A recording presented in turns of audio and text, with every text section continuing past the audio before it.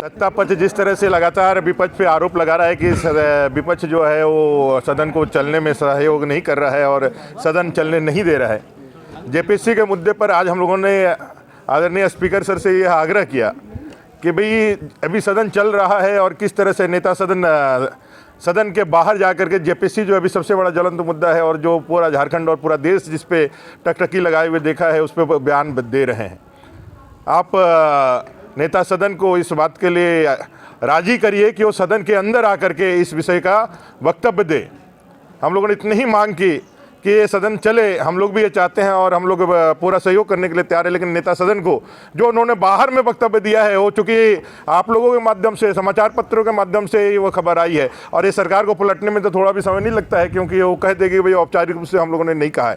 तो हमने कहा सदन के अंदर आकर के औपचारिक रूप से आप बताइए, और ऐसा डिमांड करके हम लोग बैठे ही थे कि स्पीकर सर ने सदन की कार्रवाई को 12:30 बजे तक के लिए स्थगित कर दिया और मुख्यमंत्री प्रश्नकाल को भी गौण कर दिया गया। ये इस तरह कार्रवाई इसलिए हुई क्योंकि मुख्यमंत्री जी इन प्रश्नों का जवाब नहीं देना चाहते थे और उनके इंस्ट्रक्शन पे ही सदन की कार्रवाई को 12:30 बजे तक के लिए स्थगित किया गया है। ये साफ दिखलाता है कि जो सरकार है जेपीएससी सहित सारे मुद्दों पर कोई भी वक्तव्य सदन के अंदर नहीं दे करके झारखंड की जनता को बरकरार लाना चाहती है।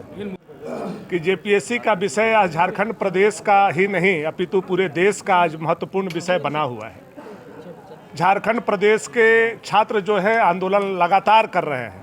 रात के 12 बजे उन छात्रों को उठा लिया जाता है, उनको अलग अलग थानों में बंद कर दिया जाता है। हम लोगों के दबाव देने के बाद उनको छोड़ा जाता है। छोड़ने के बाद जब छात्रों के द्वारा कैंडल मार्च में हजारों की संख्या में आते हैं तो मुख्यमंत्री बिलबिला करके इस बात को बोलने पर मजबूर हो जाते हैं कि ये लोग बाहरी लोग हैं और जो रिजल्ट आया है वो घर वाले लोगों का आया है। तो मुख्यमंत्री को तो पहले ये बताना चाहिए कि बाहरी लोग कौन है और घर वाले लोग कौन है। अभी तक तो आपने ये ही क्लियर नहीं किया है कि स्थानीय कौन है और बाहरी कौन है।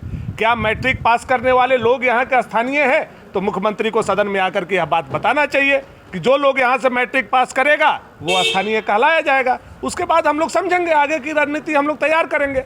लेकिन मुख्यमंत्री को जब सदन चल रहा हो और ऐसे गंभीर विषय पर सदन के बाहर बयान दे रहे हो तो ये काफ़ी निंदनीय है। 75% निजी क्षेत्र में आरक्षण की आपने घोषणा की, सदन के अंदर सदन के बाहर। आप हमको ये स्पष्ट करा दीजिए, हम लोग सभी माननीय विधायक हैं, हम लोग ही नहीं जान रहे हैं कि 75% स्थानीय कौन है। आपने अभी तक स्थानीयता को परिभाषित नहीं किया, आपने अभी तक नियोजन नीति को नहीं परिभाषित किया, आप नौजवानों को छलने का काम कर रहे हैं। जो आप देखते होंगे कि 2021 बोले थे नियुक्ति वर्ष होगा, आप दिसंबर का आज कितना तारीख है आप जान रहे हैं।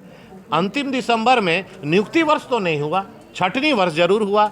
चाहे वो स्वच्छ भारत मिशन में 522 लड़के जो कार्यरत थे उनको सरकार बाहर का रास्ता दिखाने के लिए नोटिस जारी कर दिया है। अब आप देखिए 522 लोग कई वर्षों, जबकि दूसरे प्रदेश में 522 जो यहाँ पर हैं, उसी तरह से बिहार, छत्तीसगढ़ सभी राज्यों ने उनको अपने समायोजन कर लिया है। लेकिन ये राज्य सरकार उनको हटा के फिर से नया नियुक्ति की बात कर रही है। नियुक्ति देने की बात तो छोड़िए, जो उन्होंने कहा था कि 5,000 7,000 प्रति माह बेरोजगारी भत्ता देंगे, आज मुझे लगता है कि झारखंड के हजारों लाखों नौजवान युवक युवतियों को हर महीना 5 से 7 हज़ार मिल रहा होगा। ऐसा मुख्यमंत्री जी के वक्तव्य से समझ में आता है।